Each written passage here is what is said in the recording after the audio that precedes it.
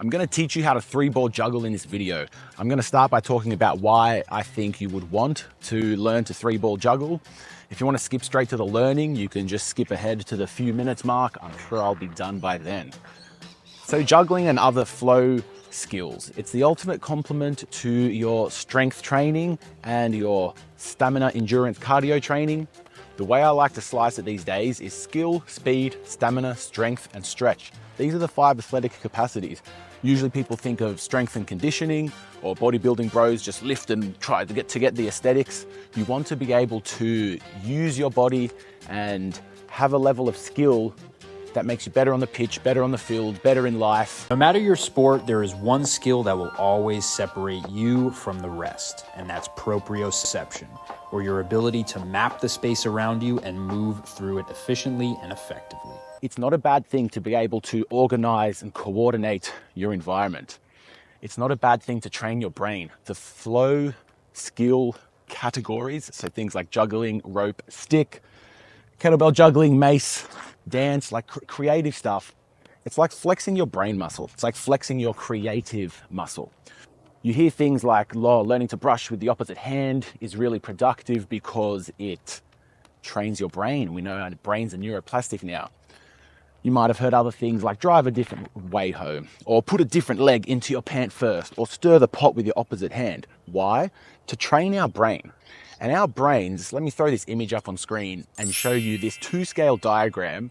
This is what we would see in the mirror if the amount of neural real estate that the body part had determined its size. Now, said another way, the brain really appreciates and makes a lot of mental real estate for what the hands can do. The hands are extremely complex. They can play a guitar. They can build literally everything around us. Everything around us has built hands. We need it to fight, to literally hunt and gather. So the brain has developed to be really switched on with the hands. When you learn flow skills, you leverage this and you switch your brain on like a Christmas tree. This is why it really pulls you into a flow state, because you're using so much of your brain to do the skill. Right now I'm doing the skill and trying to deliver a coherent message as well. But you want to know that flow skills, stuff like this, it can really relax and soothe you. It takes your mind out of everything. It's hard to think of anything else when you're dialing in a flow skill. I'll say this as well, juggling is probably one of the most annoying at first because failure happens so quick. You're going to drop these balls over and over and do silly stuff. Every dropped ball is like an experience point gained. Make dropping the ball 100 times the goal. It'd be unreasonable that you're still as shit as you are when you start this humble skill. So it releases stress, it trains your brain, it has a very low training cost. Like you can plug this into before or after or during workouts in an active rest. There's all sorts of different patterns and ways to think about throwing the balls and coordinating them around, and you go top to bottom. But I'm just going to teach you the 3-ball juggle today. Here's how you 3-ball juggle. We're going to start with 1 ball. We want to understand the toss. You want to throw the ball and have it pretty much land in the other hand. You will do this thousands of times and you build a relationship with it. As with every skill, repetition makes it a lot more exciting and playful, right? It's like when you pick up a game or a instrument, you absolutely suck at first, it's not even fun or makes sense, but then your brain starts noticing patterns. And right now the pattern we're getting is the hand-to-hand toss. Again, you want the throw to be lined up so it just lands in the other hand. If you're throwing it and having to reach out for it, with 1 ball that's okay, but when you've got multiple balls going, if you're having to reach for it every time, it'll stuff up your flow. So do maybe 30 of these hand to hand. Then we're going to go to 2 balls. The 2-ball toss looks like this. Chuck, chuck. It's the exact same throw that we were doing with 1 ball. Chuck, chuck, chuck. Notice how the ball goes up and then falls down. 2 balls, they both go up and then fall into the other hand with a slight delay for the second ball being thrown. Throw, throw. This timing piece is what most people suck at first. They'll chuck both balls at the same time. There is a delay. Throw, throw. Second big mistake you'll see is people throw it and they just chuck the other ball down the bottom. There's only 1 throw that we're getting these balls from hand to hand with, and it is the throw that we start with. The throw lands in the other hand. Throw lands in the other hand. Once you're landing this 2-ball, when you're going throw, throw, catch, catch. Let me give you this one more quick way as well. A way that my brain liked it was right, left, left, right. Right, left, left, right. If you're playing along at home, pause me and have plays of these. You don't need to fully watch forward yet. But once you're landing these throws, then you're going to look for a continuous 2-ball. Throw, throw, throw, throw. And then the cycle just continues. It's the same thing we learned at first, continued. Right, left, left, right, left, right, right, left, right, left, left, right, left, right, right, left. Have a play here. Notice if you're making the beginner mistakes going underneath.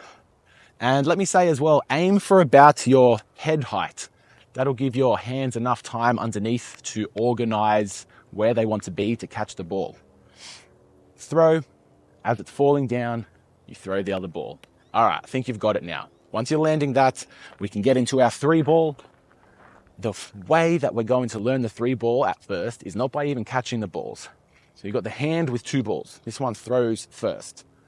We're going to throw all 3 balls and just watch where they land. 1, 2, 3.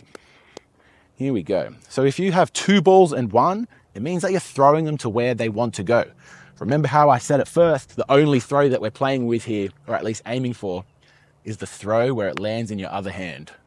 This is kind of proof to our brain and letting our brain map out this nuance of the skill, this point of the juggling. So we dropped all the 3 balls. Do that 5 times. And I know it's really exciting to jump straight into the juggling, but you will get there quicker if you do this drop exercise. If you have juggling balls, they don't roll around as much. That's why they are soft and hacky sack like. See, that one was a bit more distance, a little bit shift. Let me do one more. Bop, bop, bop. Awesome. Once you've done that, you're going to catch the first ball and let the other 2 fall. Ba, ba, ba. Get this about another 5 times. Throwing from the hand with 2 balls. Catch that first ball. You can probably see where this goes, where in the next one, we catch both balls. This is your next progression. Whatever one you are up to or stuck at, you just build on that. And the skill reveals itself like a marble chisel being chiseled away. All right, now of course the game becomes catching all 3 balls, but you're just going to aim for the 1, 2, 3, catch, catch, catch. This is your progression. 1, 2, 3, catch, catch, catch.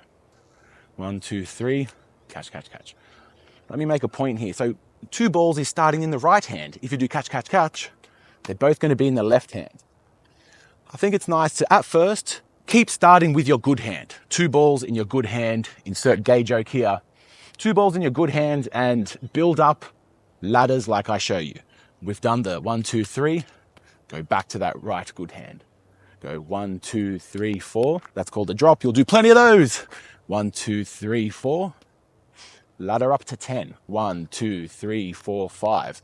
Ball's in my left hand. I'll put it back in my right because I'm starting on my good hand, learning this skill, giving myself a winning chance. I'm up to 6 throws. 1, 2, 3, 4, 5, 6, 7. 7 throws. 1, 2, 3, 4, 5, 6, 7, 8. You get it. Once you're getting up to 10 ladders, you're pretty much getting close to a continuous juggle. Now some troubleshooting stuff here. If you're chucking the balls heaps far in front of you, it's a really good idea to get up to a wall. So the wall's here, so your brain does the calculations to not throw the balls forward. It's a really beautiful thing. Your brain does an incalculable amount of calculations to figure this out. Good for brain things, neuroplasticity things, creativity, flow, expression, fun, fresh air, energizing. Let me make the point as well. This is a flow skill. You are universe gifted. You got a right hand and a left hand. Hopefully you do. And hands and feet. You want to keep things balanced from side to side. So if you ladder up on your right hand starting first, you best believe you want to ladder up starting with that left hand first. Hope this skill brings you lots of joy and fun and play like it has to me. You get all sorts of different behind the back throw things, connect it with the feet, different entries, like you can throw it up and chuck underneath. You can chuck the balls from the outside, which is like a cascade. You can do 2-ball stuff, going outside in or back to front or outside in and inside out. Yeah, like a plus sign. You've got the 4 directions And it's actually like a full sphere of movement, actually. Again, you do that stuff on your right side. You want to do it on your left. Outside in, back to front, front to back. You get the point. Enjoy.